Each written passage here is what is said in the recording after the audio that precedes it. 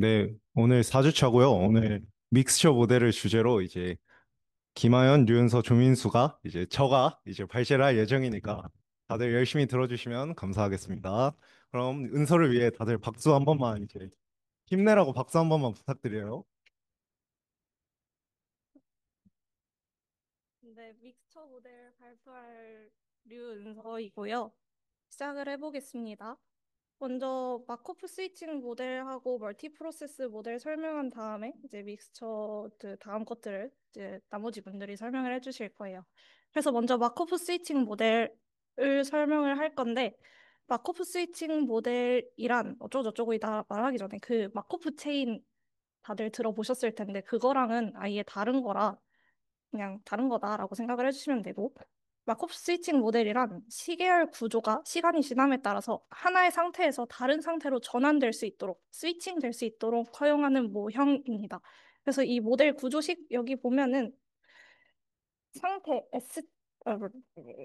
관측값식이 이렇게 쓰이는데 상태별로 다른 분포를 가지는 모형이라서 여기 ST가 상태입니다. 그래서 직접 관측되지 않는 마코프 과정 얘를 상태라고 하고요. 이 상태가 주어졌을 때 관측값 얘를 식으로 쓰고 음, 여기서 특이한 거는 이 모델 K가 지금 1부터 라지 K까지 가질 수 있다라고 되어 있는데 이때 우리는 라지 K 곱하기 라지 K 크기의 전위 확률 행렬 그 사이를 가집니다. 전위 확률 행렬이 무엇이냐면 이제 그 사이 i, j 원소는 이전 시점에서 상태 i였다가 그 다음 시점에서 상태 j가 될 확률. 그래서 상태가 전이될 확률이라고 해서 전이 확률 행렬이라고 말합니다.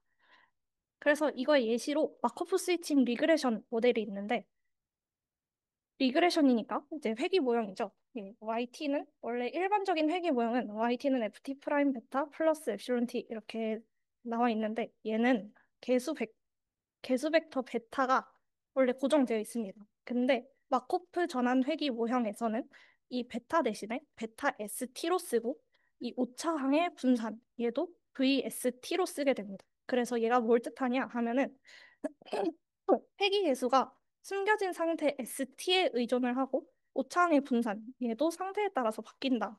그래서 결과적으로 상태가 바뀌면 회귀선도 바뀐다. 라는 걸 알 수 있습니다. 그리고 거기서 리그레션에서 오토 리그레션 경우를 보면은 얘는 설명 변수 벡터 ft가 과거 시계열 값으로 두어져서 자기 회귀 구도로 만들어지는 거고 이 베타 st 개수 벡터 베타가 AR 개수 형태로 바뀌어서 식이 이렇게 쓰인다는 것을 알 수 있습니다. 그리고 마지막 예시로 셀시얼드 오토 리그레시브 모델 몰더 원 1차 임계 자기 회귀 모델인데 얘는 그냥 상태가 이런 식으로 바뀔 수도 있다라는 걸 보여드리려고 갖고 온 예시고 이게 보시면은 어떠한 임계 상수 세타가 있어가지고 이 세타에 과거에 어떤 관측값 하나를 더했을 때 얘가 0보다 크면 상태 1을 따르는 거고 0보다 작거나 같으면 상태 2를 따른다라는 걸 알 수 있습니다. 그래서 우리는 이제 모델을 봤으니까 모수를 추정을 해야 되는데 우리가 여기서 추정해야 될 모수가 세 개가 있어요. 첫 번째가 전위 모수. 아까 제일 처음에 봤던 전위 확률 행렬이었던 그 사이 전위 모수를 추정을 해야 되고 두 번째가 상태 모수 S가 있고 마지막으로 상태별 모수, 상태마다 다른 모수 이 세타를 추정을 해야 됩니다. 얘를 추정할 때 세 가지 상황이 있는데 첫 번째는 모수, 그 사이랑 세타는 알고 상태 S를 추정하는 경우가 있고 두 번째가 상태는 알고 모수, 그 사이랑 세타를 추정하는 경우가 있고 마지막으로 둘 다 몰라가지고 상태랑 모수를 모두 추정하는 경우가 있습니다. 근데 이제 우리가 관심이 있는 건 세 번째, 모두 모르는 경우라서 MCMC를 이용해서 얘를 추정을 하는 과정을 말씀드리도록 하겠습니다. 먼저 첫 번째로 우리는 그 사이를 샘플링을 할 건데 이전 상태랑 데이터가 주어져 있을 때 t 시점까지의 데이터가 주어져 있을 때 그 사이를 샘플링을 할 건데 이 가정을 하나 깔고 들어갑니다. 전위 확률 행렬 그 사이의 각 그 사이 j는 독립이라고 가정을 하게 되고 디리클레 분포를 따른다라고 가정을 합니다. 디리클레 분포는 이 알파 j 얘의 모수를 따른다고 가정을 하고 얘가 각각 뭘 뜻하냐면 알파 j, i가 i에서인가? j에서 i로 옮기는 실제로 옮겨간 횟수, 실제로 옮겨간 횟수가 아니고 알파 j, i가 j에서 i로 옮겨간 횟수를 모수로 두는 건데 근데 우리가 지금 이 상태를 알고 있으니까 이 확률에다가 이 실제로 우리가 알고 있는 상태에서 몇 번, 몇 번 얘가 전이 됐는지 횟수를 이 모수에다가 더해줘서 얘를 새롭게 디리클레 분포를 업데이트한 다음에 그 업데이트된 분포에서 그 사이 j 각 행을 샘플링을 하게 됩니다. 그래서 그 사이, A번째 그 사이를 샘플링을 하고 그 다음에 세타 모수를 샘플링 할 건데 얘는 이전 상태랑 데이터가 주어졌을 때 각 상태 K는 1부터 라지 K까지 모수 세타를 샘플링을 하게 됩니다. 근데 얘는 상태 분포별로 조건부 사후 분포의 형태가 달라서 일반적인 공식이 없이 상황에 맞춘 MCMC 알고리즘을 설계해야 합니다. 그리고 마지막으로 세 번째 과정, 이제 상태를 추정을 해야 되는데 얘는 우리가 앞에서 배운 적이 있었던 FFBS를 이용해서 샘플링을 해야 하는데 먼저 포워드 필터링, 백워드 샘플링 이 뭔지부터 설명을 드리도록 하겠습니다. 먼저 포워드 필터링이란 t 시점까지의 관측값 y1부터 yt까지 이 관측값을 이용해서 현재 상태의 분포를 갱신을 해서 그러면 우리가 이 분포를 갱신을 하는데 그러면 알파 1부터 알파 t까지 얘네를 갖게 되고 그래서 반복하면 알파 t들을 얻을 수 있고 이제 백월드 샘플링에서는 얘를 추정할 거라서 얘를 조건부 분포로 나눠지면은 이런 식하고 이런 식으로 곱해지는데 얘는 우리가 이 위에서 뽑아낸 알파 t들의 값이고 얘는 우리가 알고 있는 전이 확률이라서 알고 있는 거를 곱해서 우리가 원하는 것을 구할 것이다. 샘플링을 할 것이다. 그래서 마지막 t 시점에서 1까지 내려오는 거라 얘는 백월드 샘플링입니다. 그래서 이 FFBS를 이용해서 이제 상태 S를 추정을 할 건데 먼저 우리가 지금 추정할 거는 앞에서 샘플링한 크 사이랑 세타가 주어져 있고 이 t 시점까지의 데이터가 주어져 있을 때 상태 t가 될 확률을 구할 건데 그러면 우리가 지금 구하고 싶은 게 시점 t에서 상태가 k가 될 확률이고 얘는 이식하고 이식하고 곱한 거랑 비례를 합니다. 왜 비례하냐? 뭐 조건부 분포 이용해서 비례를 하게 되는데 이 첫 번째 항이 뭘 의미하냐면 상태를 K라고 가정했을 때 실제 관측 YT가 나올 확률이고 두 번째 항 얘는 데이터 Y는 1부터 YT-1까지만 보고 이번 상태가 K일 확률입니다. 그래서 얘랑 얘를 이용해서 이 각 시점 T는 1부터 라지 T까지 반복을 해서 포워드 필터링을 하고 그 다음에 이제 반대로 라지 T부터 1로 내려가면서 이제 상태 ST를 뽑게 됩니다. 그래서 우리가 지금 알고 싶은 게 얘니까 얘는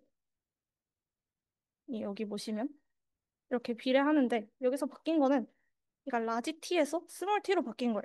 이게 왜 그런 거냐면 미래 시점까지 다 알 필요가 없고 데이터는 그냥 현재 시점 T까지만 알아도 돼서 비례를 하는 거고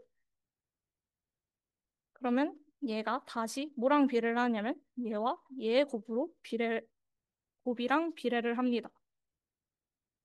얘가 전이 될 확률이고 얘가 우리가 포워드 필터링에서 구한 값이라서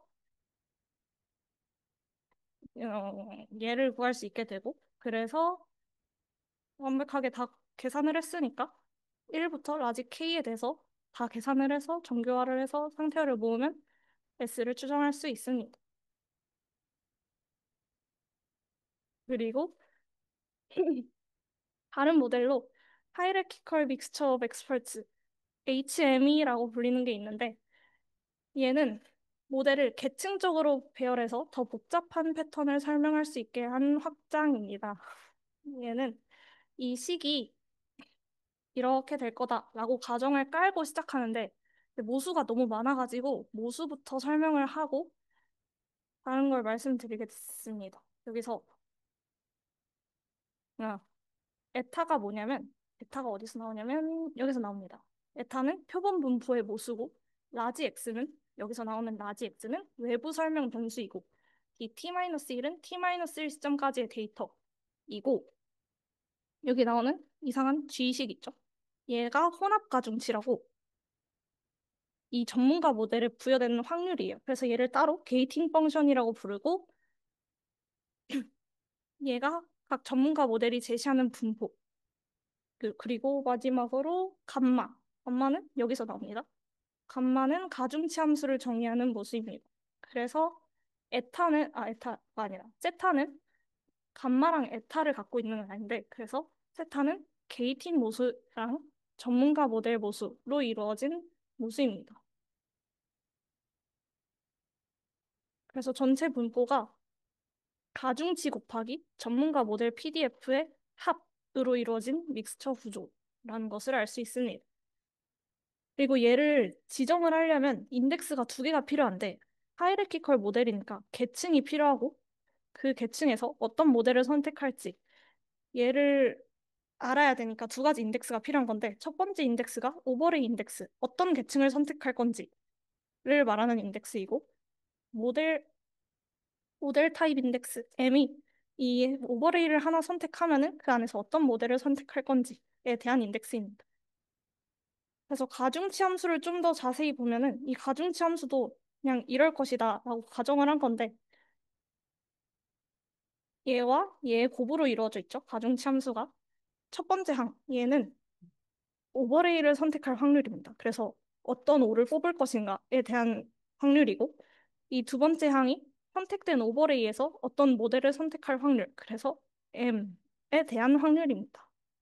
만약에 여기서 우리 관심사가 시간에 따라서 모델의 가중치가 어떻게 변할 것인가를 보는 거고 다른 코베리에이트가 없으면 XT, 여기서 나오는 XT를 라지 T분의 스몰 t라는 스칼라 값을 이용할 수 있습니다. 전체 길이 라지 T를 스몰 t로 정규화해서 시간 변수를 코베리에이트로 이용하면 이렇게 우리가 원하는 관심사에 대한 것을 볼 수 있습니다.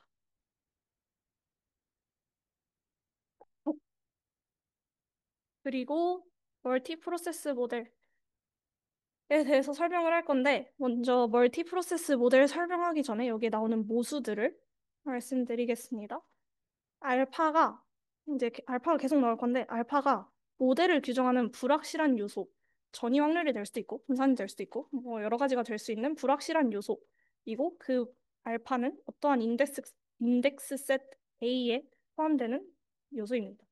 얘는 뭐 디스크리트 할 수도 있고 컨티뉴어스 할 수도 있고 엄청 뭐 인피니트 할 수도 있는 그냥 어떠한 인덱스 셋이고 이 MT 알파는 어떤 알파가 주어져 있을 때 시간 t에서 특정한 DLM이라고 합니다. 그래서 여기서 그냥 하나 알아둬야 될 건 모델의 초기 분포, 사전 분포도 알파에 따라서 달라질 수 있다는 것을 알아두고 이제 멀티 프로세스 모델에 대해서 설명을 드릴 건데 클래스 1이 있고 클래스 2가 있습니다. 클래스 1은 어떤 특정한 값 알파에 대해서 하나의 모형 MT 알파가 모든 시점에 대해서 적용된다고 가정을 하는 모델입니다.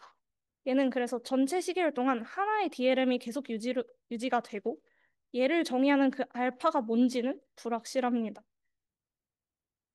그리고 클래스 2 멀티 프로세스는 각 시점 t마다 알파가 A 안에 다른 값들을 갖는다고 가정을 해서 t 시점에서의 모형은 이 시점 t마다 다른 알파를 갖고 그 모델은 t 시점마다 다르다고 가정을 한 모형입니다. 알파 1부터 알파 라지 t가 각 시점에 대해서 모형이 정의가 되는 겁니다. 그래서 단일 DLM이 적절하지 않은 경우에 클래스 2를 쓰게 됩니다. 그래서 그냥 시점마다 모델이 다른 DLM이 다 다르다라는 것이 클래스 2고 다 똑같으면 클래스 1입니다. 뭐 이거의 예시로 마코프 스위칭 DLM이 클래스 2에 해당한다고 합니다. 그래서 얘 예시로 mixture of first order DLM with different discount factor 할인 개수가 다 다른 1차 DLM 모델인데 알파는 델타 할인 개수라고 두고 알파가 될 수 있는 값 후보들을 갖고 있는 이 A는 델타 1부터 델타 라지 K라고 가정을 한 다음에 관측 방정식은 얘고 상태 방정식은 얘일 때 우리가 클래스 1 멀티 프로세스를 이용하면 모든 시점 t에 대해서 동일한 디스카운트 팩터 얘가 알파였죠. 동일한 알파가 적용된다고 가정을 하고 전체 시계열에 하나의 DLM만 맞추게 됩니다. 여기서 델타가 무엇인지에 대한 불확실성만 존재합니다. 그래서 우리가 여기서 해야 될 건 델타만 모른다라는 것만 알아두시면 되고. 근데 현실적으로는 데이터 전 구간에 맞는 델타 하나만 찾기는 어려워서 실제로는 클래스 2 멀티 프로세스가 더 맞다라는 걸 보여주는 예시입니다. 그래서 마지막으로 포스테리어 인퍼런스만 하면 끝이 나는데 잠시만요.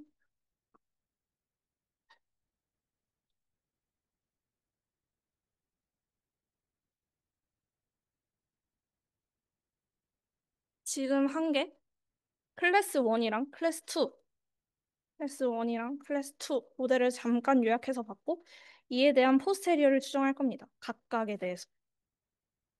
그래서 우리가 지금 할 거는 주어진 데이터 DT로부터 가능한 후보 모수값 알파 중에서 어떤 것이 더 타당한가? 타당한 알파를 찾는 것이고 후보 모델들의 확률을 할당하고 그 확률을 이용해서 최종 추론을 요약을 할 것입니다.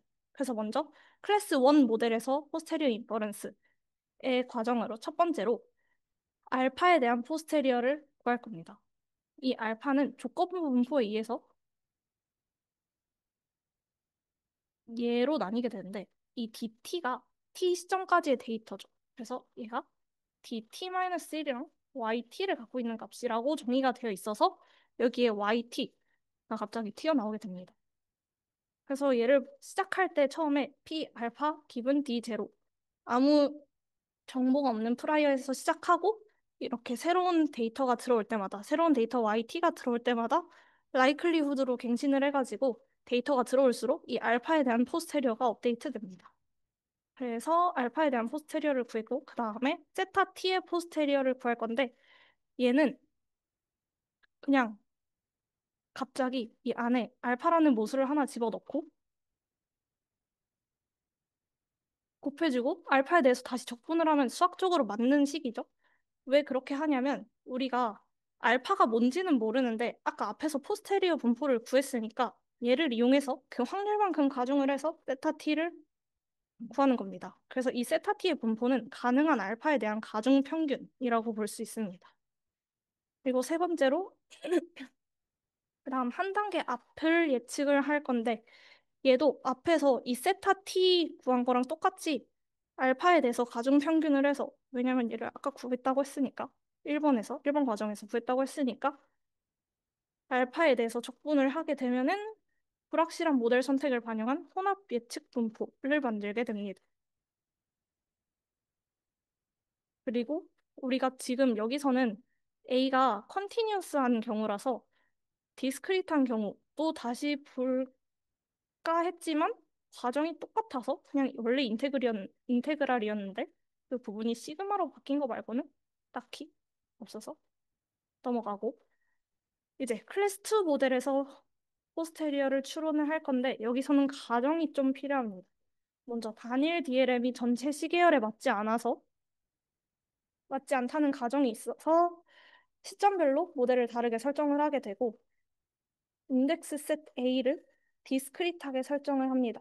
그리고 사전 분포가 알파에 의존하지 않는다고 가정을 하고 각 모델 얘네는 노멀 DLM이라고 가정을 하게 됩니다. 계산 쉬우려고 컨주게이시 이용하려고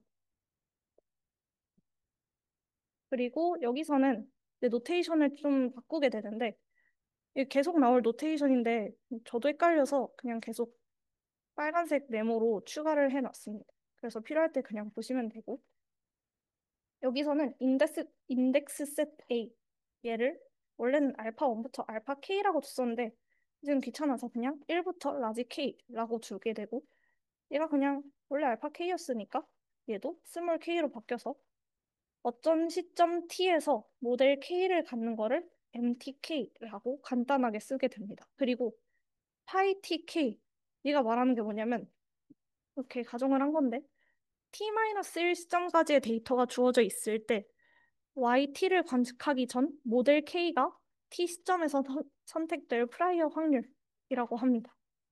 이때 모델 선택은 뭐요?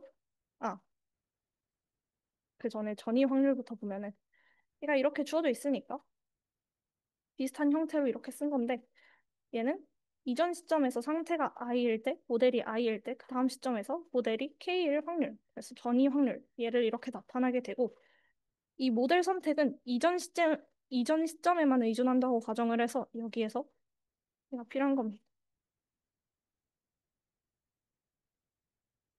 그래서 여기서 프라이어 확률, 예, 아까 앞에서 본 이 프라이어의 확률을 계산을 할 건데, T 시점에서 모델 K가 선택될 프라이어 확률은 수식적으로 이렇게 쓸 수 있죠. 뭐냐면 i가 기분돼 있을 때 i의 확률을 곱해서 i를 1부터 라지 k까지 다 합하면 파이 t k가 된다는 걸 알 수 있으니까. 근데 여기서 각각 해당하는 게 무슨 뜻인지를 살펴보면 얘가 t-1 시점에서 모델이 i일 포스테리어 확률이고 얘는 아까 앞에서 본 전이 확률입니다. 모델이 바뀔 확률. 그러니까 이전 시점의 모델이 i일 때 그 다음에 t 시점에서 모델이 k로 바뀔 확률을 곱해서 이 i를 1부터 라지 k까지 합치게 되면 새로운 프라이어가 만들어집니다. 그리고 지금 파이 tk의 프라이어를 계산했으니까 이제 그 다음에 세타 t의 포스테리어 분포를 계산을 하면 얘도 똑같이 완전 똑같이 MTKT가 기본되어 있고 걔의 확률을 곱해서 1부터 라지 K까지 가중 합을 해주면은 상태 변수 이 세타 T는 어떤 모델이 선택되는지에 따라서 다르니까 가능한 모델 라지 K개의 성분을 합한 혼합 분포가 됩니다. 앞에서 한 거랑 똑같죠? 얘 구하는 방법이랑 비슷한데 여기서 PT 얘가 말하는 건 어떤 시점에서 이 모델이 선택될 포스테리어 확률을 말하고 이 앞에 곱해져 있는 이 항은 특정 모델, 얘가 선택되어 있을 때 상태 포스테리어를 말합니다. 근데 우리가 지금 세타 t의 포스테리어 분포를 구했는데 표준 DLM 분석에서는 시점 t의 조건만으로는 부족합니다. 왜냐하면 표준 DLM 형태의 포스테리어는 과거 이전 모든 시점의 모델 정보 조건이 필요하기 때문입니다. 그래서 우리는 세타 T의 포스테리어는 단순 K의 믹스처가 아니라 가능한 모델 경로 수만큼 성분을 가진 믹스처가 됩니다. 그래서 이게 T가 있으니까 우리가 가진 성분은 K의 T승만큼인 거죠. 그래서 걔가 이렇게 쓰인다는 걸 볼 수 있고 그러면 K의 T승이면은 T가 커질수록 계산이 너무 복잡해지니까 그 방법으로 어프록시메이션 근사를 시킵니다. T개의 성분에서 그냥 모든 시점이 아니라 최근 H 단계의 모델만 알면 충분하다고 가정을 하고 가정도 아니고 사실 그러면 충분하니까 얘를 원래는 1부터 T까지였는데 KT부터 최근 H 플러스 1개의 데이터만으로도 충분해집니다. 그래서 성분이 원래 KT 승계였는데 KH 플러스 1 승계로 바뀌게 되는데 보통 실무에서는 H가 1 또는 2만 돼도 충분하다고 하네요. 근데 만약에 얘마저 크다면 추가적인 근사 방법을 사용해야 되는데 확률이 작은 성분을 무시하거나 비슷한 성분끼리 합쳐서 하나의 성분으로 만들거나 아니면 여러 성분을 하나의 분포로 대체를 해야 됩니다. 여기서는 마지막 세 번째 얘를 이용을 할 건데 우리는 여기서 KL 다이버전스를 이용합니다. KL 다이버전스가 후보 근사 분포랑 원래 믹스처 사이의 거리를 재는 척도라서 걔를 우리가 여러 성분을 좀 하나로 바꿀 거잖아요. 이 바꾸는 이 사이의 거리가 좁으면 좁을수록 더 최적의 분포인 거라서 얘를 이용해서 하나의 분포로 대체를 하게 됩니다. 그래서 이렇게까지 근사를 할 수 있다. 라는 걸 하고 나면 이제 클래스 2 모델에서 포스테리어 인퍼런스를 하는 것의 예시까지만 보면 끝입니다. 그래서 가능한 모델의 개수를 K는 4라고 두고 근사로 충분한 이전 모델 수를 H는 1이라고 가정을 해서 직접 모델만 고려를 하게 될 거고 각 모델 얘는 DLM 구조를 가지고 네 가지 요소 얘를 가집니다. F, G, V, WT 얘는 각각 관측 방정식이랑 상태 방정식에서 나오는 보수들. 이 F는 관측 벡터이고 여기서 나오는 이 G는 여기서 나오는 거고 이 VT 어 얘랑 똑같은 건데 그냥 오차 분산이고 VT는 WT는 분산 공분산행입니다. 그래서 얘를 또 추론을 할 때 이 VT가 알려져 있는 경우랑 알려져 있지 않은 경우 알려져 있으면 그냥 초기 프라이어 설정해서 이렇게 분사가 아니라 하면 되는 거고 이제 또 VT가 모르는 경우를 집중적으로 보겠죠. VT 분산이 알려져 있지 않은 경우 이제 VT 분산이 일정하다고 가정하고 세, 세타가 아니라 V 인버스를 둬서 그러니까 정밀도를 둬서 추론을 하게 됩니다. 그래서 초기 프라이어 세타는 얘를 따르고 이 정규 분포 이 P 분포는 이 감마 분포를 따른다고 가정을 하는데 얘는 이유 우리가 처음에 NDLM을 따른다고 가정을 했으니까 컨주게이시 때문에 정기 분포를 따르고 감마 분포를 따른다는 것을 알 수 있습니다. 그래서 먼저 K가 아니라 T-1 시점에서 모델이 주어져 있을 때 포스테리어 분포는 각각 세타는 T 분포를 따르고 P는 감마 분포를 따른다는 것을 알 수 있습니다. 어떠한 모수들에 대해서 식이 너무 많아서 다 설명을 안 할 거고 그리고 T 시점에서의 프라이어는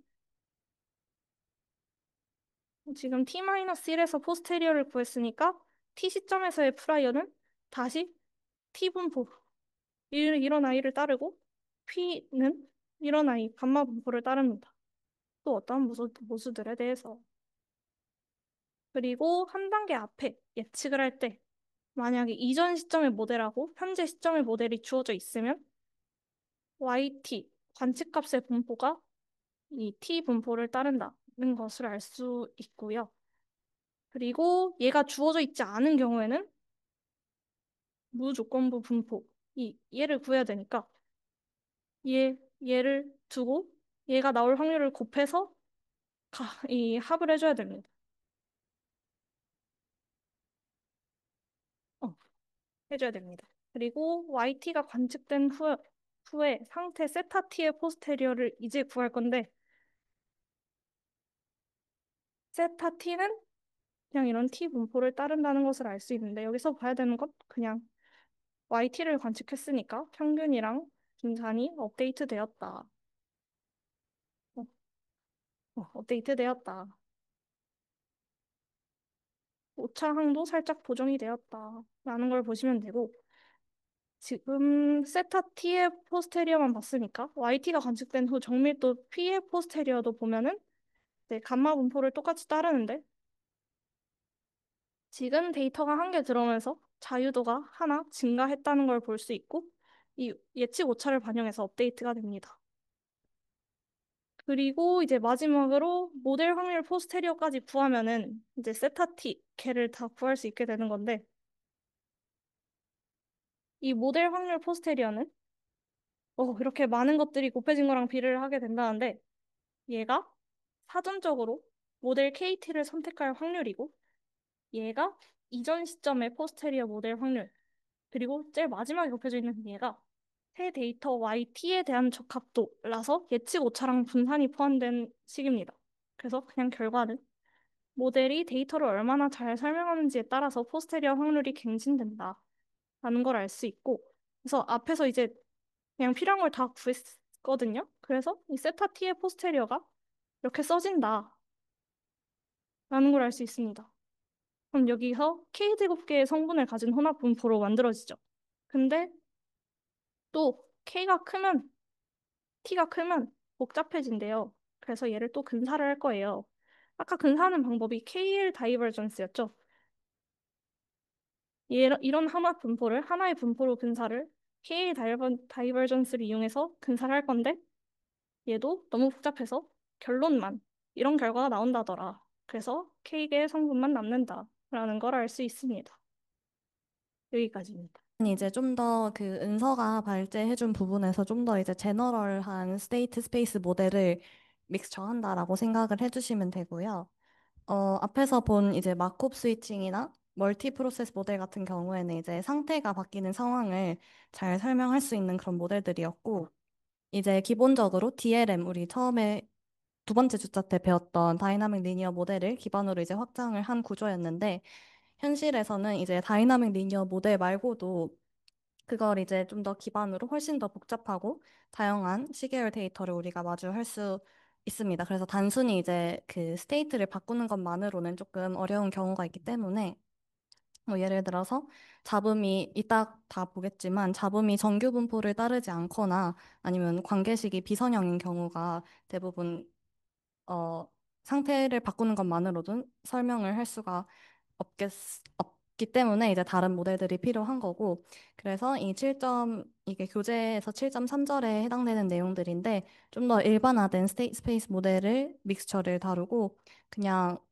어떤 주된 내용 없이 교재 바로 예시부터 이제 시작을 하기 때문에 거의 예시들로 이제 이루어져 있기 때문에 그냥 믹스처의 개념이 조금 더 앞에서보다는 확장되었다라는 틀만 가지고 이것만 생각을 해주시고 그냥 예시를 봐주시면 될 것 같습니다.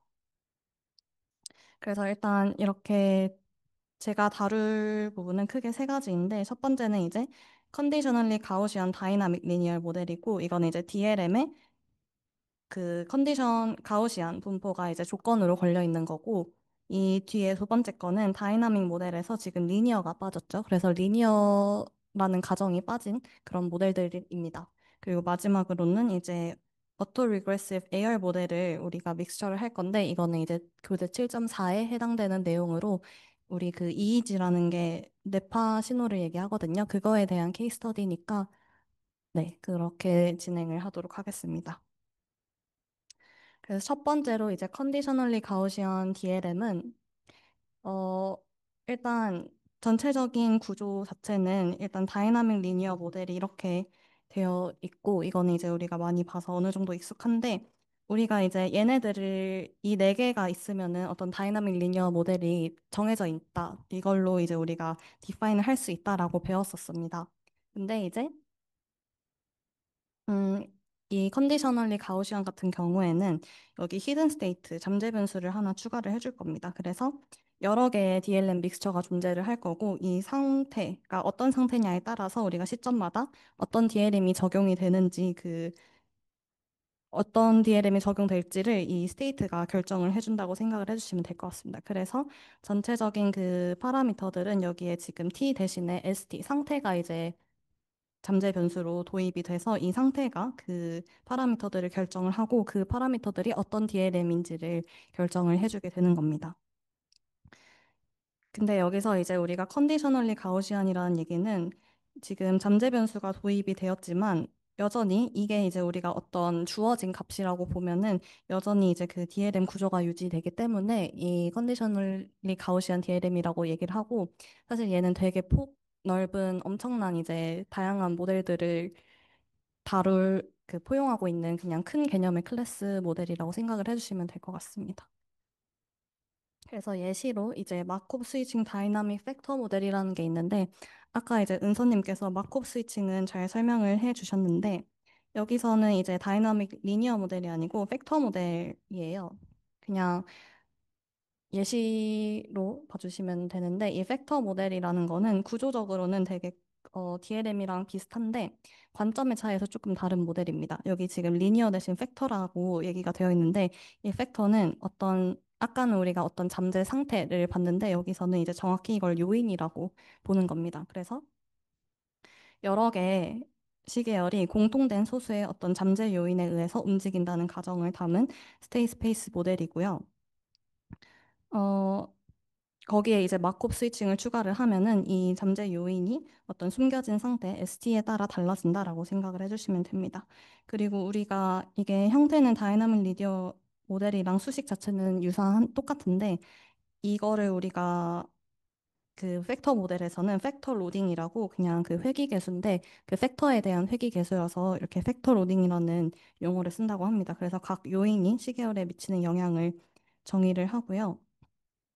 그래서 그냥 그 개념의 차이에서 다이나믹 리니어 모델이랑 팩터 모델은 어떻게 다르냐면 팩터 모델은 이제 여기 써놨지만 여러 개의 시계열을 동시에 다룰 때 많이 쓰고요. 그리고 어떤 공통된 잠재 요인이 있다 그러면은 이제 어떤 팩터들이 어떤 팩터가 이제 여러 개의 시계열 데이터를 영향을 준다라고 할 때 이제 이 팩터 모델을 쓴다고 합니다. 그래서 보통 이제 경제 쪽이나 금융 이런 쪽에서 많이 다루는 걸로 알고 있습니다. 그리고 좀 더 이제 고차원적인 여러 개의 시계열 데이터를 다루는 거기 때문에 좀 더 고차원적인 시계열을 다루게 됩니다. 다이나믹 리니어 모델에서는 우리가 개별 시계열을 이제 다뤘지만 팩터에서는 고차원 시계열을 다룬다고 합니다. 그래서 그냥 예시로 이해를 돕기 위해서 그냥 제가 임의로 지어서 가져온 건데, 우리가 이제 주식시장이랑 채권시장에서 얘네를 동시에 분석을 한다고 가정을 해보겠습니다. 그러면 이제 YT는 지금 바이베리의 타임 시리즈 데이터가 된 거를 보실 수가 있고요. 이거는 이제 주식 수익률, 그리고 얘는 채권 수익률로 보겠습니다.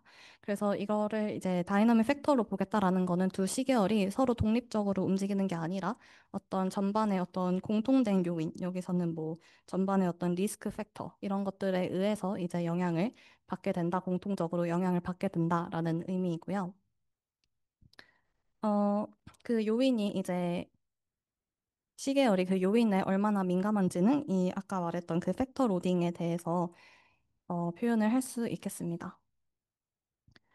그래서 우리가 이제 그 마크업 스위칭에서는 이제 스테이트가 들어가줘야 되니까 스테이트를 어떻게 정의할 수 있냐면은 예를 들어서 스테이트가 1일 때는 경제가 지금 안정된 상태이고 스테이트가 2일 때는 지금 위기 있다.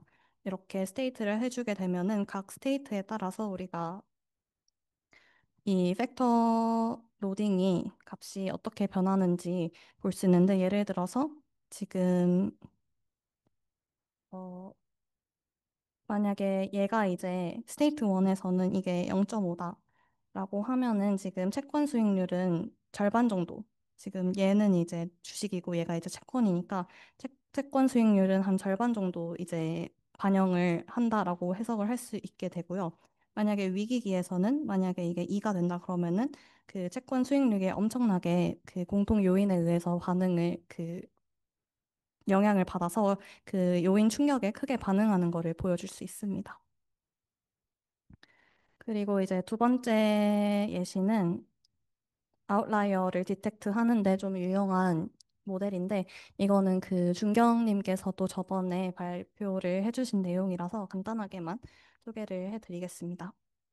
우리가 기본 DLM에서는 관측오차 얘가 이제 항상 가우시언을 따른다고 가정을 했었죠. 근데 이제 실제 데이스터에서는 갑자기 튀는 그런 이상치들이 자주 발생을 합니다. 그래서 우리가 이 가우시언 말고 난가우시언 에러를 또 고려해야 하는 상황이 생기게 됩니다. 그래서 이거를 이제 해결하기 위해서 우리가 단일 노멀 분포로는 헤비테일이라는 건 지금 이렇게 테일이 두꺼운 상황을 얘기하는데 이 단일 분포로는 요거를 이제 설명을 하기가 어려워요. 그래서 이제 분산을 우리가 어떤 놀모 믹스처로 모델링을 해서 이상치를 설명을 할 건데 대부분의 경우 이제 작은 분산을 갖겠지만은 이제 또 큰 분산을 갖는 애들은 우리가 또 모델링을 해서 포착을 해야 되니까 이렇게 카파 제곱을 곱해주게 됩니다. 그러면은 이제 두 개를 합쳐주면은 어느 정도 이제 테일이 너무 가파르지 않고 이렇게 헤비테일에 가까워지게 되겠죠. 그러면서 이제 아웃라이어를 디텍트를 할 수 있게 됐다라는 얘기고요. 얘도 이제 여기서 이렇게 하면은 난 가우시안 에러가 되는데 그 잠재 변수를 도입을 해서 우리가 해주면은 이렇게 하나에 또 이렇게 놀머 믹스처로 하면은 이 우리가 스테이트가 1인지 2인지에 따라서 이 값을 알면은 얘가 컨디셔널리 가우션 구조를 얻을 수 있게 됩니다. 그래서 지금 우리가 믹스처를 보고 있는데 믹스처 자체는 오차항의 분포에서 발생을 하고 있는 거고 잠재 변수가 주어졌을 때 그 우리가 이 믹스처가 일어난 곳에서 이렇게 정규 분포로 따른다고 가정을 하면은 여전히 우리가 가우시언이 유지가 됨을 확인을 할 수 있습니다. 그래서 얘도 이제 우리가 컨디셔널리 가우시언 모델에 속한다라고 볼 수 있습니다.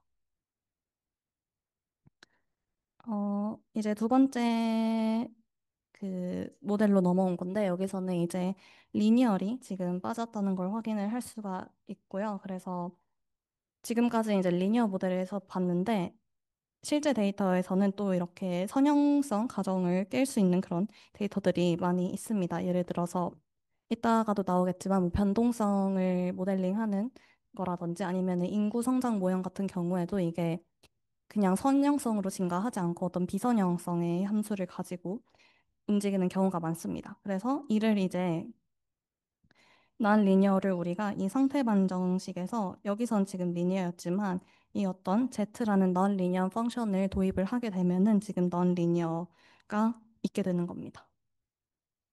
그리고 구체적인 예시로는 그냥 이런 형태의 모델이 있는데 얘는 지금 관측 방정식을 잘 보면은 여기에 이제 요 람다 t가 잠재 변수로 들어가요. 그래서 기본적으로는 이게 이제 가우시안 에러여서 가우시안 에러를 따르긴 하는데 앞에 어떤 잠재 변수가 붙습니다. 그럼 얘는 이제 랜덤 스케일에 의해서 매 시점마다 이게 t에 의존을 하기 때문에 매 시점마다 달라지게 돼요. 그러면서 얘는 지금 어떠한 믹스처 구조를 하고 있고요. 지금 분산 앞에다가 어떤 스케일 파라미터를 곱해주기 때문에 아까 본 거와 같이 헤비테일 분포를 따르는데 좀 용이하고 이상치를 좀 잘 디텍트 할 수 있는 모델이라고 합니다. 그리고 여기서는 지금 상태 방정식을 보면은 이 세타가 넌 리니어 함수로 진화를 하는 걸 볼 수가 있습니다.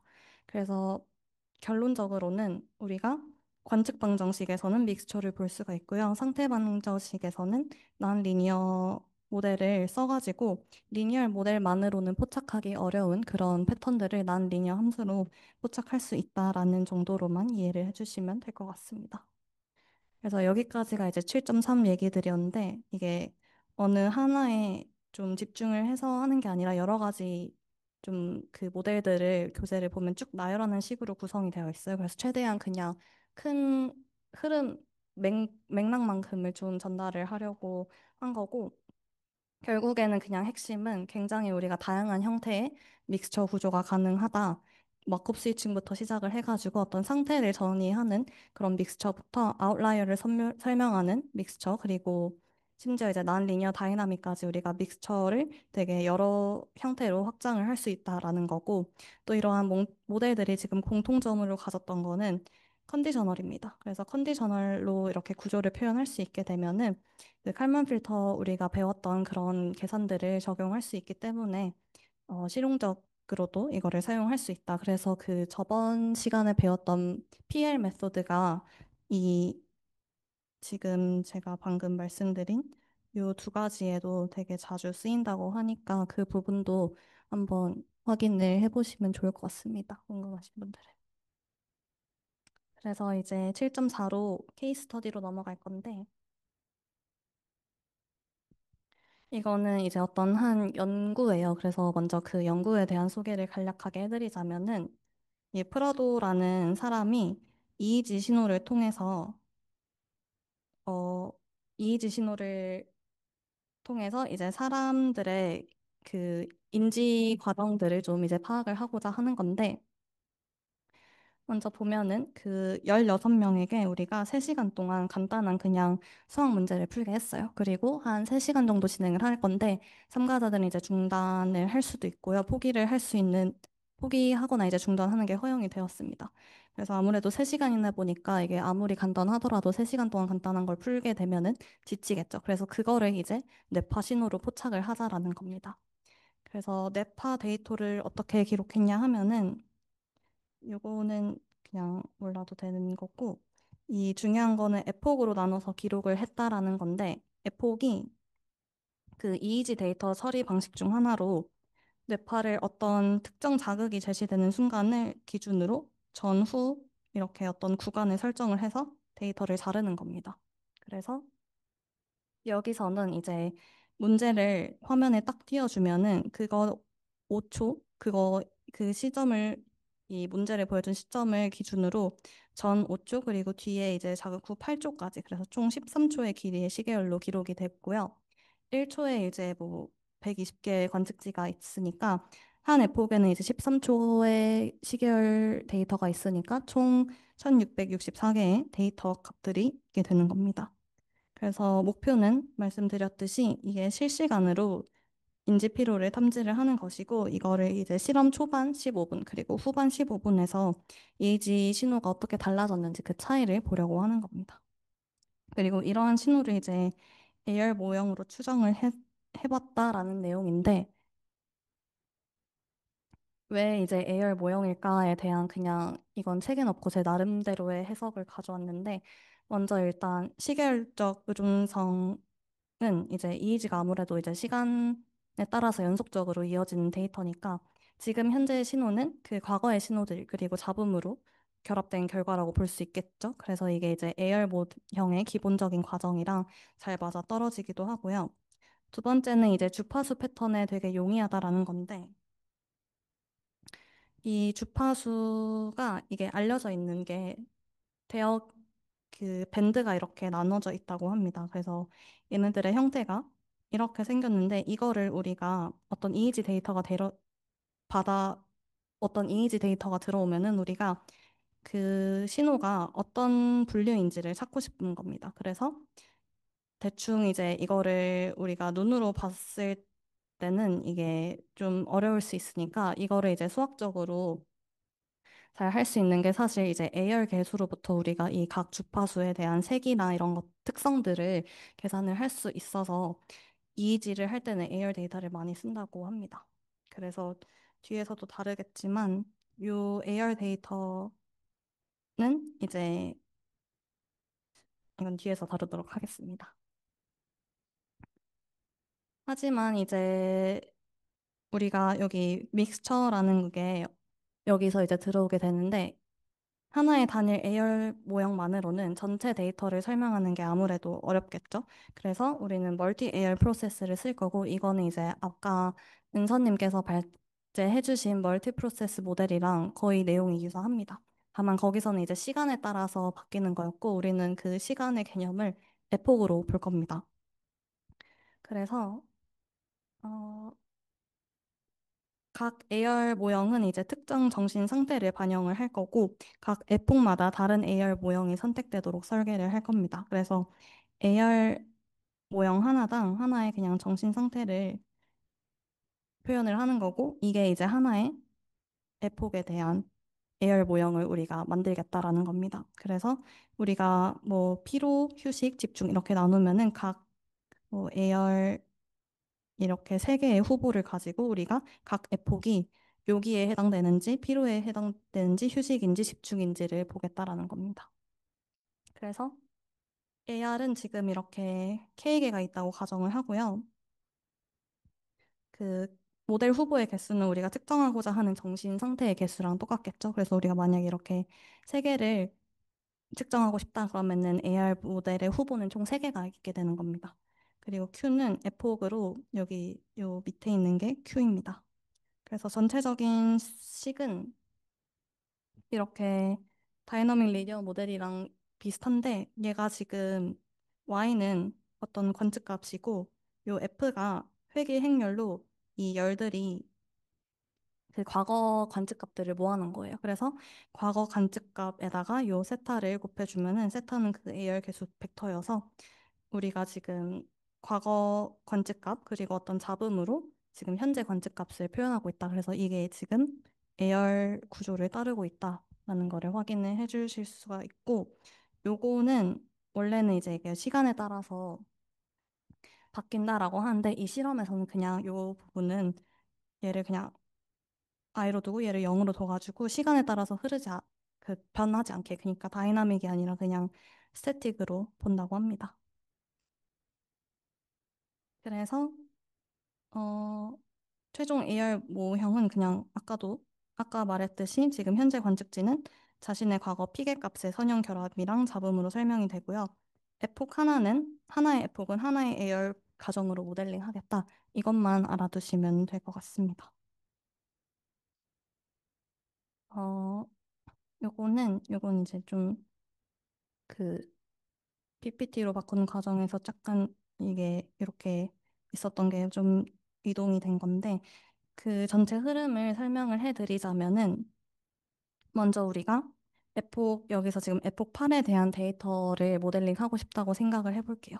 그러면 에폭 8에 대해서 우리가 모델 후보가 총 K개가 있을 겁니다. 뭐 피로, 휴식, 집중 뭐 이런 식으로 K개가 있을 거고 한 에폭의 데이터는 이제 여러 개의 후보 모델 중 하나에서 생성이 되었다고 가정을 할 건데 이 데이터가 어떤 모델에서 나왔을까? 이거를 이제 우리가 추정을 해야 되는데 이거를 이제 믹스처 구조로 하겠다라는 겁니다. 그래서 먼저 어, 이 모델이 진짜 이 데이터를 설명할 수 있냐, 이 모델이 과연 맞냐에 대한 우리가 모델 수준의 불확실성을 봐줘야 되고, 그 다음에 이 모델이 주어졌다고 했을 때, 그러니까 이 모델이 맞다고 가정을 했을 때, 이 모델에 대한 이제 파라미터 분포들에 대한 불확실성을 다뤄줘야 됩니다. 그래서 아까 그 본 멀티 프로세스 모델이랑 상당히 사실상 이제 똑같은 거라고 볼 수가 있겠습니다. 그래서 믹스처 포스테리어가 지금 이렇게 되어 있는데 이게 이제 모델에 대한 모델 포스테리어가 되고요. 이게 이제 각 모델에서 이제 그 모델에 대한 이 모델이 맞다라는 가정을 했을 때 그 모델의 파라미터들에 대한 분포를 우리가 이렇게 결합을 해주고 이거를 K개에 대해서 더해주면은 믹스처 분포를 가질 수 있게 됩니다. 흐름은 그냥 이전 정보가 있으면은 우리가 이 이전 정보를 사용해서 모델 프라이어를 반영을 해주고요. 그 다음에 어떤 새 데이터를 관측을 했으면은 포스테리어를 업데이트를 해주고 그 파라미터 포스테리어들도 똑같이 같이 업데이트를 해줍니다. 그러고 이제 최종적으로 요거랑 요 모델 얘네 두 개를 곱해서 다 더해주면은 믹스처 포스테리어가 된다라는 얘기입니다.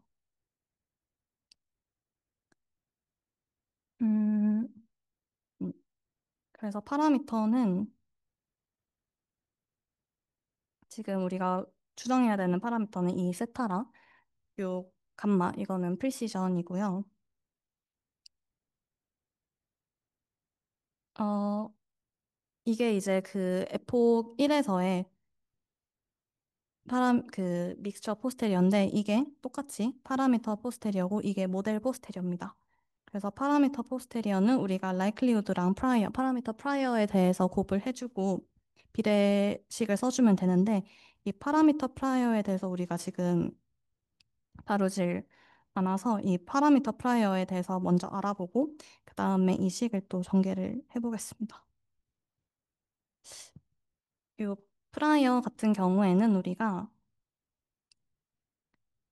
지금 우리가 추정해야 되는 게 이 세타랑 감마 이 두 가지인데 우리가 A열로 지금 이걸 추정을 하고 있었잖아요. 근데 A열에서 우리가 처음에 배웠을 때 캐릭터리스틱 폴리노미얼이라는 게 있었습니다. 그래서 그거에 이제 근을 구하는 게 있었는데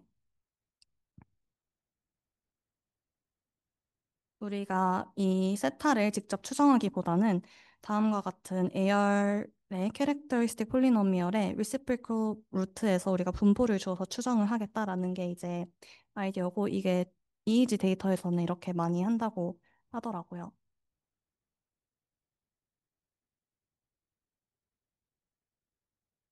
그 이유로는 이제 우리가 그 처음에 배웠을 때 얘네들의 reciprocal 루트가 스테이셔너리 하기 위한 조건이 이렇게 그 단위근이 이제 1보다 작으면 된다라는 조건이 있었는데 요거 정상성 제약을 우리가 간단하게 이제 프라이어에 주입을 시킬 수 있고 그리고 또 구조적으로 프라이어를 우리가 쉽게 해석을 할 수 있어서 에, 이 세타를 직접 추정하는 것보다는 이 세타에 대한 그 예열식의 그 역근으로 우리가 분포를 주어서 추정을 하겠다라는 얘기고요.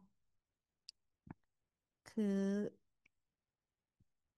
복소 이 루트를 보면은 이제 실수 부분이 나오고 복소수 부분이 나오는데 복소수 근에서 우리가 지금 이런 식으로 나오는데 여기서 그냥 봐야 될 거는 요 모듈러스 부분이랑 요 주기를 나타낸 람다 부분입니다.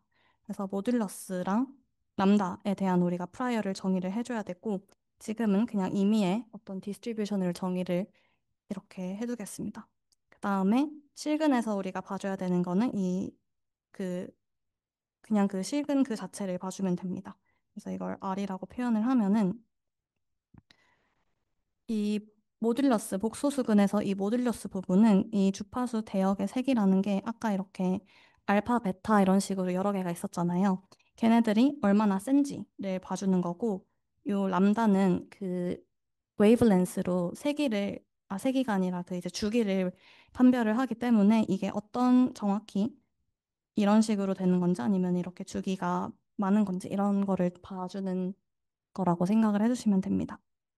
그래서 이 복소수근이 전체적인 그 신호의 진동 성분을 요약을 한다라고 생각을 해주시면 되고 실수근 같은 경우에는 그냥 잡음이나 추세와 같은 그런 비진동 성분을 그 설명을 해준다라고 생각을 해주시면 됩니다.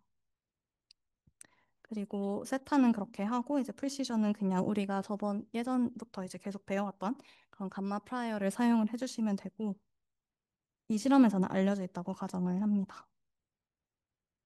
그래서 여기에 대해서 우리가 어떤 컨티뉴어스 디스트리뷰션을 따를 거다라고 얘기를 했는데 정확히 어떤 디스트리뷰션이어야 되냐면은 이 복소수 근에서 요 모듈러스는 그 0에서 1 사이여야 되고 요 람다 같은 경우에는 주기를 나타내는 거기 때문에 보통 이제 주기가 이제 2 이상이어야 그게 정의가 되니까 2 이상으로 봐줄 거고 어떤 상한선을 그냥 고정을 해줄 겁니다. 그리고 얘 같은 경우에는 세기는 0에서 1로 봐주도록 하겠습니다. 그리고 실수근 같은 경우에는 마이너스 1에서 1이면은 우리가 아까 본 이 정상성 조건에 만족을 하기 때문에 이거를 그대로 프라이어에 넣어줄 겁니다. 그래서 다시 요약을 하자면은 실수근은 우리가 이렇게 정상성 조건 때문에 마이너스 1에서 1로 둘 수 있고요. 그래서 그냥 별다른 사전 지식이 없으면은 유니폼 디스트리뷰션이 그냥 디폴트라고 합니다. 그리고 복수근의 경우에는 어, truncated normal prior를 많이 쓴다고 하는데 얘는 이제 우리가 그 주파수 대역에 대한 그런 정보들을 미리 알고 있기 때문에 지금 프라이어가 우리가 아예 아무 정보가 없는 게 아니라 어느 정도 이제 주파수를 이제 끼워 맞추기 위해서 우리가 그 정보가 어느 정도 있기 때문에 그거를 이제 끼워 맞춰주기 위해서 유니폼 프라이어랑 truncated normal 프라이어를 많이 쓴다고 합니다. 그래서 특히 이제 truncated normal을 많이 쓰는데 그러면 이제 우리가 그 그 정보가 있기 때문에 최대한 이 프라이어에다가 그 정보를 반영을 해주기 위해서 이 truncated normal 분포를 많이 쓴다라고 생각을 해주시면 될 것 같아요.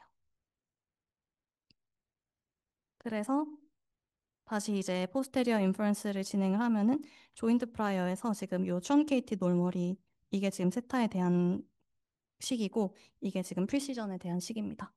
그래서 이제 아무 데이터가 없을 때는 이렇게 우리가 미리 알고 있는 그런 정보들에 대해서 프라이어에 이제 강제적으로 주입을 해서 어느 정도 좀 우리의 사전 지식과 맞게 이렇게 프라이어를 설정을 해주고요.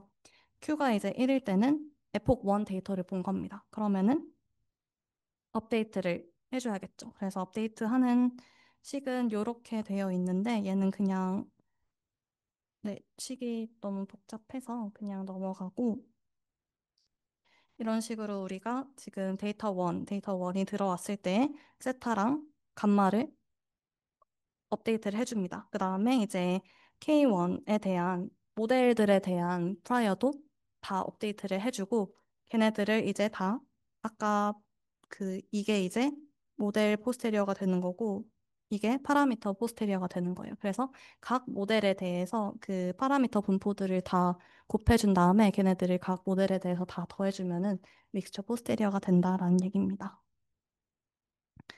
그리고 이제 이것도 앞에서 얘기했던 내용이랑 유사한데 K가 2 이상일 때는 지금 각 어, K가 2 이상일 때는 지금 잠시만요. 이게 K계 어, 이게 각 에폭에 대해서 우리가 각 에폭에 대해서 지금 K개의 모델이 있는 거니까 지금 이렇게 K가 이제 늘어나게 되면은 K의 Q승만큼 이제 되게 식이 복잡해지고 컴포넌트들이 되게 많아지는데 요거를 현실적으로 계산을 하는 거는 굉장히 어렵기 때문에 앞서 말했던 그런 approximate posterior inference 방법을 쓸 건데 얘는 이제 그냥 믹스처를 줄이겠다라는 얘기입니다. 그래서 K개가 있었던 거를 뭐 K의 Q개가 있었던 거를 뭐 K의 제곱이라든지 아니면은 여기에서 더 해서 K개로 줄인다라는 그런 식으로 그냥 작은 숫자로 근사를 해주겠다라는 내용이 여기에 이제 있는 겁니다. 네. 제 발제는 끝이 났고요. 그 하나 가지고 오고 싶었던 거는 제가 요 책에서 우리 교재도 있긴 하지만 이 책에서 약간 좀 더 자세히 많이 다루고 있길래 이 책을 봤는데 여기에 되게 파트가 되게 다양해요. 그러면서 좀 다양한 분야에서의 베이지언 어널리스를 다루고 있어서 혹시 이제 우리가 지금까지 했던 내용들이 되게 이론적인 부분이 많으니까 그거에 대한 실제 사례나 아니면 또 파이널 프로젝트 해야 되니까 그것 때 참고하면 좋을 것 같아서 그냥 첨부했습니다. 네. 제 말씀 여기서 끝내도록 하겠습니다.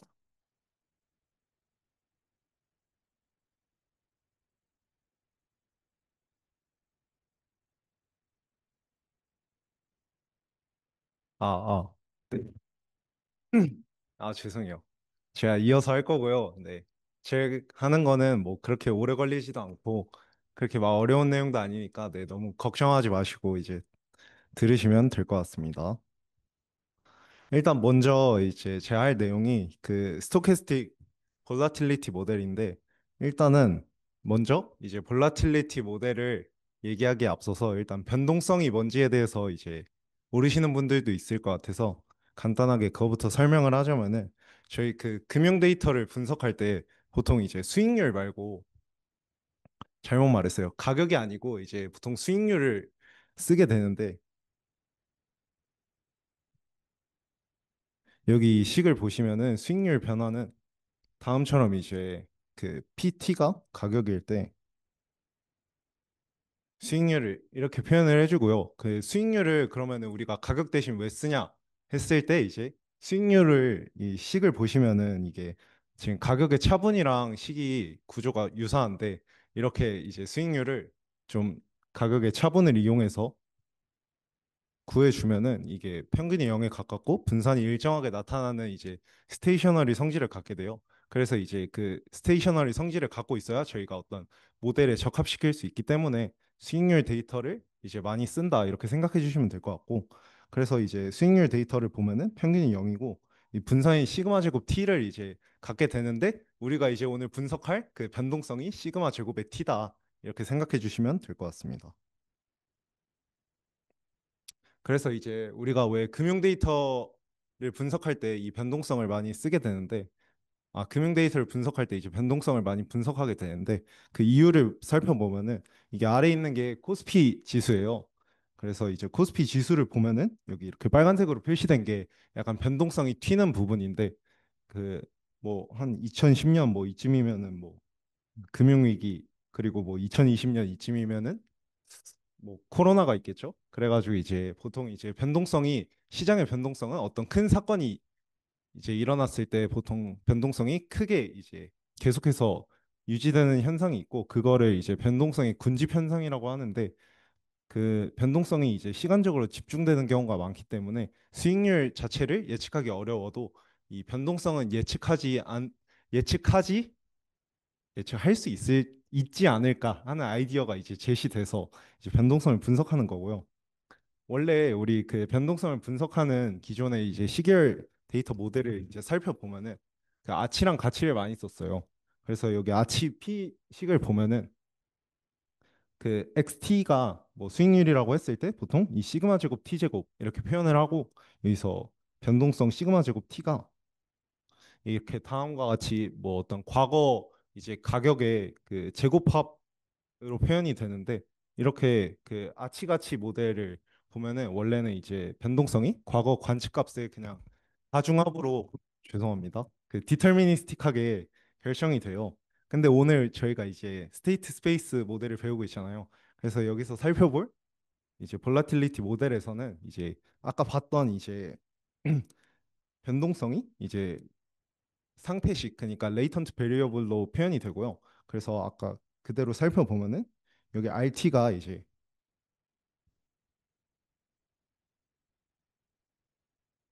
RT가 수익률이고요.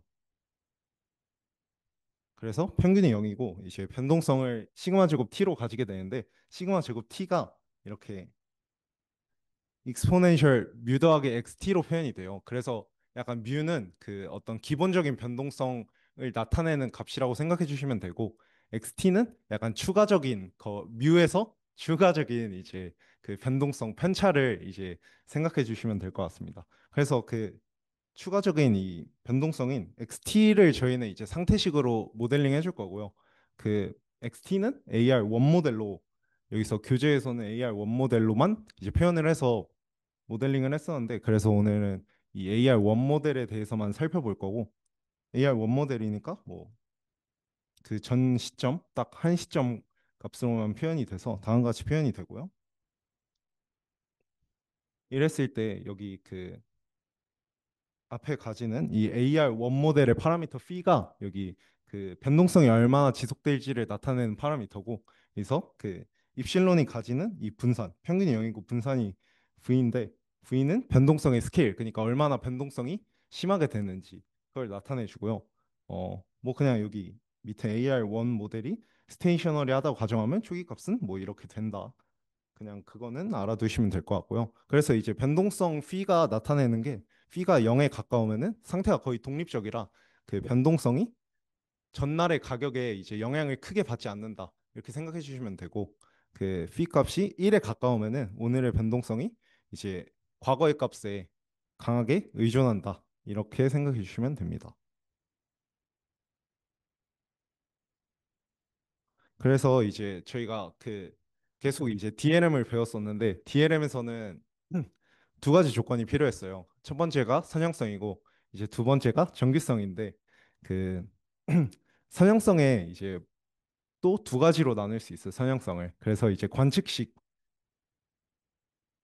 이 YT가 그 상태 벡터 세타 T랑 선형결합으로 표현이 되고요. 이뭐 리니어 트랜스포메이션을 했으니까 이제 선형결합으로 표현이 됐겠죠. 그리고 상태식 세타 T를 보면은 이제 세타 T가 과거 상태의 이제 선형 변환으로 표현이 된다. 이렇게 이제 두 가지 선형 조건이 필요했는데 아까 이제 저희가 살펴본 수익률 데이터를 보면은 수익률이 RT라고 했었는데 RT는 이렇게 다음과 같이 표현이 되고요. 근데 RT 관측식 RT랑 이제 상태 변수 XT랑 관계를 이제 살펴보면은 지금 그 지수 안에 들어가 있잖아요. 그래서 이제 지금 관측식이랑 상태 벡터 자체가 지금 비선형적이라는 그 문제가 있어서 그 조건을 만족하지 못하는 것을 알 수 있고 근데 이제 상태식 자체 아까 본 XT는 이렇게 AR 원 모델로 이제 표현을 할 수 있으니까 선형적이다 해서 저희 지금 문제가 지금 1-1 그래서 관측식 자체가 상태 변수와 관계가 이제 비선형적이다라는 문제가 지금 있습니다. 그래서 이거 해결해 주려고 사실 뭐 되게 거창한 방법은 없고요. 그냥 로그 변환해서 이제 딸깍해서 이제 선형 결합으로 표현되도록 이제 바꿔주는 거고요. 그래서 YT는 2분의 뭐 로그 수익률 제곱 이렇게 해가지고 이걸 도입해서 YT 자체가 XT랑 이제 관측 시기, 그러니까 상태 변수랑 선형 결합으로 표현될 수 있게, 그냥 선형으로 표현될 수 있게 이렇게 만들어 주는 거고요. 근데 여기서 이렇게 변환했을 때도 여전히 남아있는 문제가 있어요. 이 앞에 보시면은 그 정규성이라고, 그 무조건 이제 관측 오차랑 상태 오차는 정규 분포를 따라야 된다는 조건이 있는데, DLM 조건에서는 여기서 이제 YT에 뮤 플러스 XT, 그리고 나머지 여기가 이제 오차항 누티가 되는 건데, 누티는 또 이렇게 2분의 로그 KT로 표현되고, KT는 또 카이 제곱을 따르니까 여전히 이제 관측식의 오차항인 누티가 정규 분포를 따르지 않는다라는 문제가 있고요. 그래서 이제 누티의 정규성을 만족시켜주기 위해서 여기서도 뭐 그냥 대단한 아이디어는 없습니다. 그래서 노멀 믹스처 어프로시메이션을 사용을 해주고요. 그래서 이게 무슨 아이디어인가를 이제 살펴보면은 어떤 그 여러 가지 정규 분포로 그냥 근사를 시켜준다는 거예요. 그냥 직관적으로 생각해 보면은 저희 뭐 함수 근사할 때 이제 약간 푸리에 급수 같은 걸 이용하잖아요. 그런 것처럼 이제 정규 분포도 그냥 어떤 그 분포를 이제 근사시킬 수 있는 뭐 근사기, 약간 그런 것처럼 생각해 주시면 됩니다. 그래서 여기 식을 보시면은 J가 이제 서로 다른 정규분포 개수고요. 여기 QJ가 이제 그 정규분포가 나올 이제 확률이 되겠고, 여기 누T 자체는 BJ랑 WJ를 이제 평균이랑 분산으로 갖는다. 그래서 이제 누티는 이런 분포를 갖게 되는데, 여기서 람다 t라는 이제 새로운 변수가 들어가요. 이거는 그냥 이제 그 누티가 어떤 정규 분포를 가질까에 대해서 그냥 컨디션을 걸어주는 거라고 생각하면 돼요. 그래서 예를 들어 뭐, 잠시만요. 감마. 얘도 뭐 감마 1, 감마 2가 있으면은 그냥 감마 1일 때는 평균이 뭐 3, 분산이 5. 감마 2일 때는 평균이 2, 분산이 6. 약간 이런 것처럼 그냥 서로 다른 정규 분포를 이제 나타내 주는 그런 변수라고 생각해 주시면 되고요. 그래서 각 시점 t에서 누티는 어떤 j 의 정규 분포 중 하나에서 왔다고 생각할 수 있고요. 근데 여기 지금 우리가 아까 본 누티는 로그 카이 제곱 분포에서 나왔는데, 뭐 그때 이제 경험적으로 J는 5개에서 7개로 근사시킬 수 있다는 게 알려져 있고요. 뭐 밑에 이 식이 있는데, 이거는 원래 그냥 뭐 똑똑하신 분들이 이제 직접 근사를 해봐서 이렇게 다 평균이랑 분산이 뭐가 필요하고 확률이 뭐가 필요하고 뭐 다 계산을 해 놓으셨더라고요. 찾아보니까. 그래서 뭐 그냥 이거는 그냥 원래 이제 만들어 놓은 대로, 이제 찾아 놓은 대로 그냥 그대로 써서 근사를 시켜주면 될 것 같다. 이렇게 생각해 주시면 됩니다. 그래서 이제 우리는 이제 정규성까지 만족을 해서 이제 SV 모델을 그 MCMC를 적용할 수 있게 되었는데, MCMC를 이제 딱 넘어가기 전에 발생할 수 있는 문제점이 하나 있어요.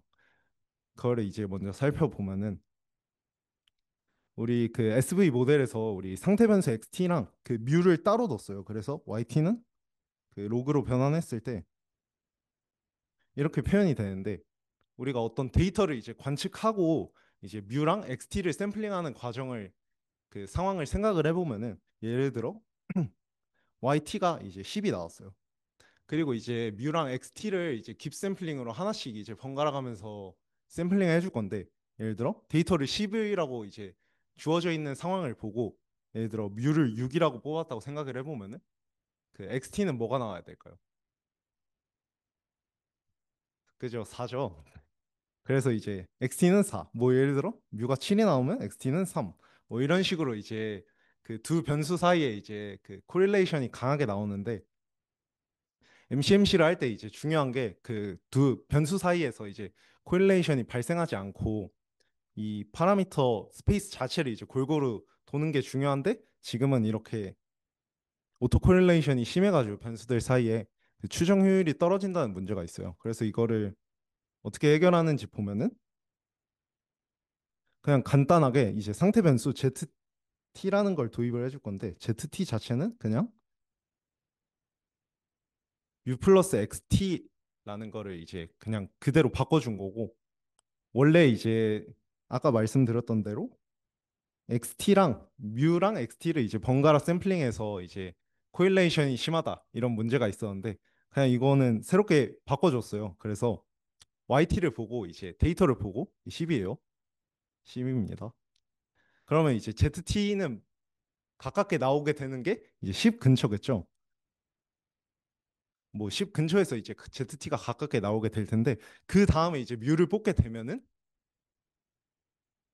뮤는 아까 말씀드렸듯이 그 베이스라인 그러니까 어떤 기준점이 되는 그 변동성을 기본적인 변동성을 나타내는데 이렇게 샘플링을 해주면은 이제 뮤가 그 코릴레이션 없이 좀 독립적으로 잘 작동할 수 있다.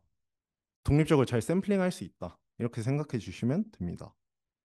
그래서 이렇게 이제 MCMC 그 효율 문제까지 해결했고요. 이제 마지막으로 MCMC 이제 과정만 보면 끝이 나는데 저희 목표는 이제 이 포스테리어 분포에서 역시나 샘플링 해주는 게 저희 목표고요. 그래서 이 분의 식을 밑에다 간단히 써놨는데 그냥 이 먼저 이 조인트 디스트리뷰션 식을 보면은 그냥 뭐 앞에 있는 게 프라이어고 이것도 그냥 프라이어 독립 과정에 의해서 P뮤 이렇게 뭐 쪼개질 수 있는데 이건 넘어가고요. 그리고 초기 상태 그리고 나머지 이제 뒤에 부분에서는 이 YT 데이터 라이클리우드가 있고 여기 아까 봤던 그 노말 분포 그 컨디션을 걸어줬던 그 레이턴트 베리어블인 감마가 있고 여기 뒤에서는 그 이제 첫째 항 이후에 그러니까 0번째 이후로 쭉 있는 그 분포를 생각해 주시면 됩니다. 이런 식으로 이제 그냥 그 포스테리어 분포를 구해줄 수가 있고요. 그래서 이제 MCMC 스텝이 한 5개로 돼 있어요, 여기서는. 그래서 먼저 감마부터 샘플링 해줄 거고요. 그 감마 샘플링을 해줄 때 이제 식을 보면은 여기서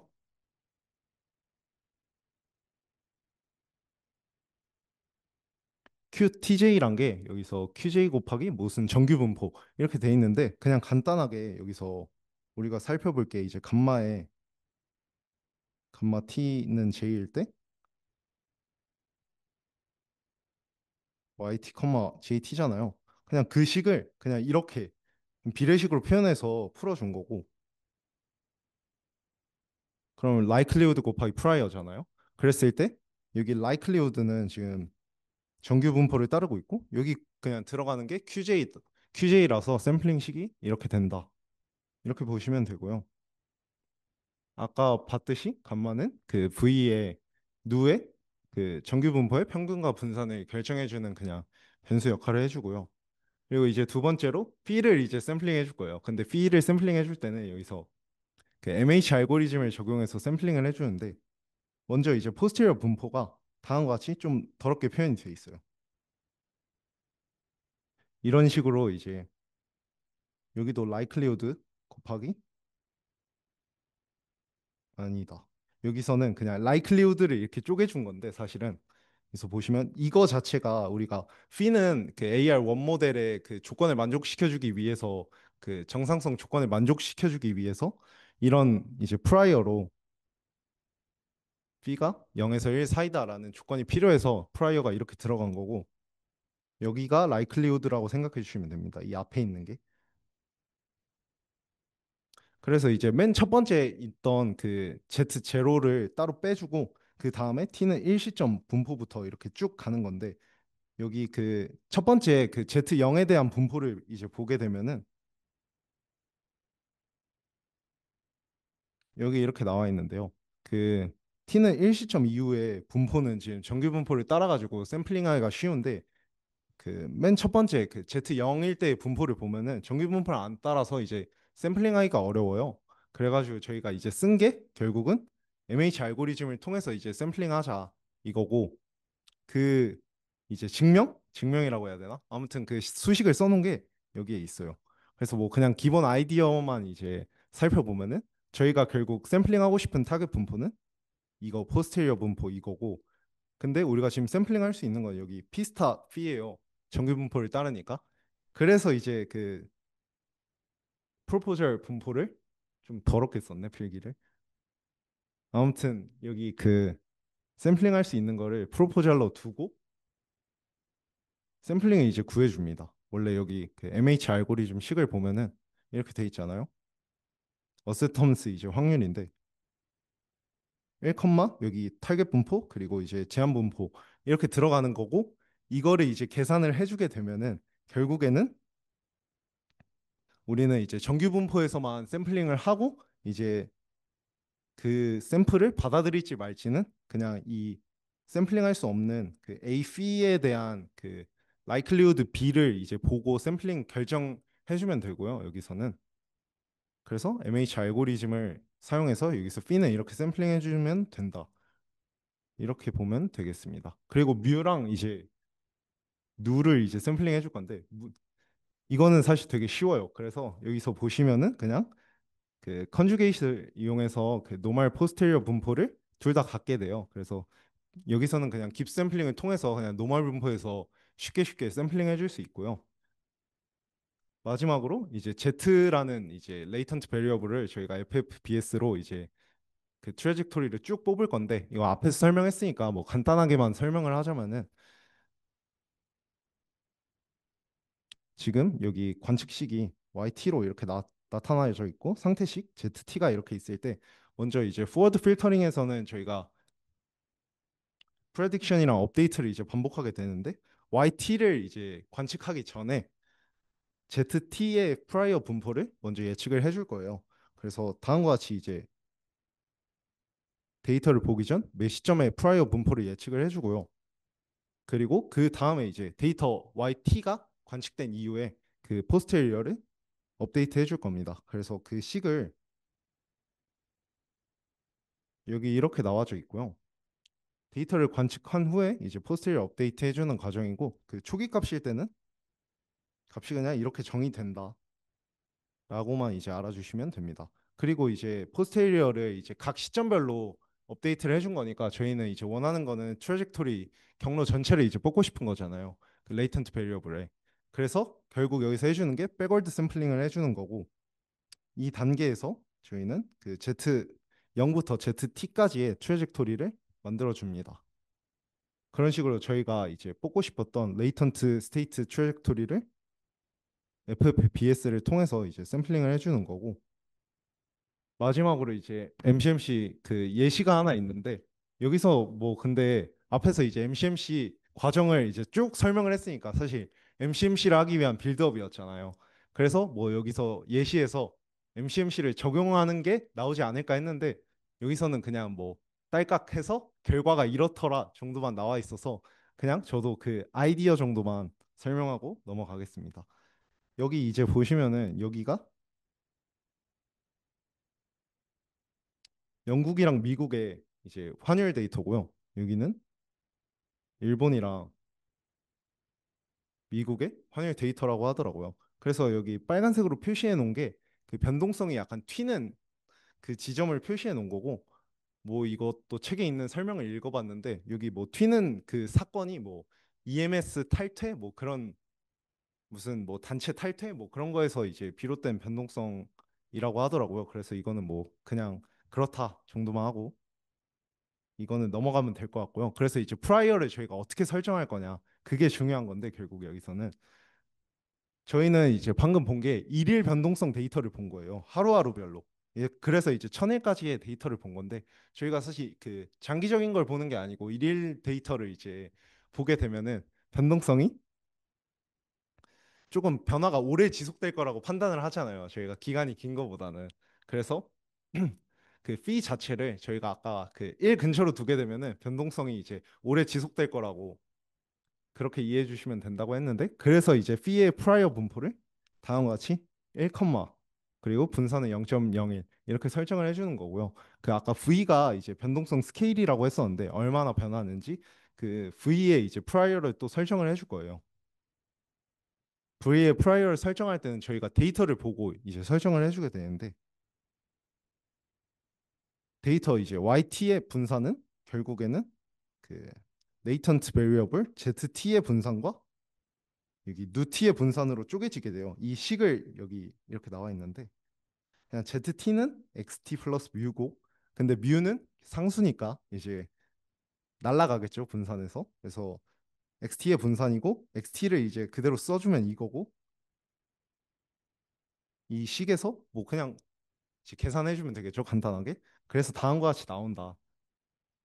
근데 여기서 이제 중요한 거는 결국 시계열 관측 전에 수익률 데이터에 그 샘플 베리언스가 1.3 정도였어요. 여기가 데이터로 구할 수 있는 거고요. 이거는 여기서 누티도 우리가 누티는 아까 그 정규 분포 따르는 그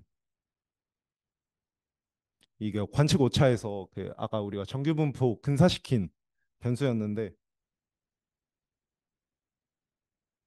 감마 t가 j일 때 이제 이런 정규 분포였는데 이것도 역시나 이제 데이터로부터 그대로 데이터를 보지도 않고 이거는 근사를 시킬 때 아까 제가 Q, B, J 그 값 있는 표를 보셨잖아요. 그래서 그걸로 그냥 바로 계산을 할 수 있는 거고 정해진 값이기 때문에 그래서 그때 봤을 때 결과를 구했을 때 1.234라는 결과가 나왔었고 그렇기 때문에 Z의 프라이어를 구해줄 때 다음과 같은 식을 보고 그냥 이렇게 계산을 해줄 수가 있었고요. 그래서 이제 초기 값을 설정을 해두고 이제 MCMC를 돌렸는데 뭐 책에서는 어떻게 돌렸는지 그 스텝이 나와 있진 않고 그냥 결과가 이렇더라 정도만 이제 설명이 돼 있더라고요. 그래서 ZT를 0 그리고 P는 0.95로 두고 MCMC 5,000번을 돌렸을 때 이제 초반 500건은 500개는 이제 수렴이 안 돼 있으니까 번인으로 버려주고 결과를 얻었을 때 이 그 PDF 돌리는 과정에서 살짝 깨졌는데 그래서 P가 0.995가 나왔고 그 영국 환율에는 그리고 일본 환율에는 P가 0.988이 나와서 결과적으로는 그 영국 환율에서 좀 더 변동의 지속 시간이 길었다라는 거를 이제 MCMC로 알 수가 있었다라는 게 결론이었습니다. 그래서 밑에 있는 게 이제 그 우리가 MCMC로 구한 그 ZT 값을 이용해서 변동성을 본 거고요. 여기 그 검은 선으로 나와 있는 게 그냥 그 ZT의 그 평균으로 선을 이은 거고 여기 변동성은 그냥 그 트래젝토리 전체를 이제 각각 그 시점마다 표현을 해준 거라고 볼 수 있습니다. 그 샘플들을. 네, 그래서 이제 제가 준비한 내용은 여기까지였고요. 서머리를 말씀드리면은 먼저 은선님 발제에서는 상태별로 다른 분포를 가지는 말콥 스위칭 모델과 그의 모스 추론 과정 그리고 멀티 프로세스 모델과 그의 포스테리어 추론 과정을 알아봤고요. 그 다음에 이제 아연님 발제에서는 믹스처 오브 제너럴 스테이트 스페이스 모델은 논리니얼 논 가우시안 구조까지 다룰 수 있으며 믹스처 오브 EEG 데이터 분석 같은 실제 활용 예시도 확인할 수 있었고요. 그리고 마지막으로 저에서는 이제 스토캐스틱 변동성 모델을 활용해서 변동성을 스테이트 스페이스 모델로 형태로 표현을 해주고 그 모델을 이제 추정하는 방법을 다루었습니다. 네, 다들 듣느라 이제 고생하셨습니다.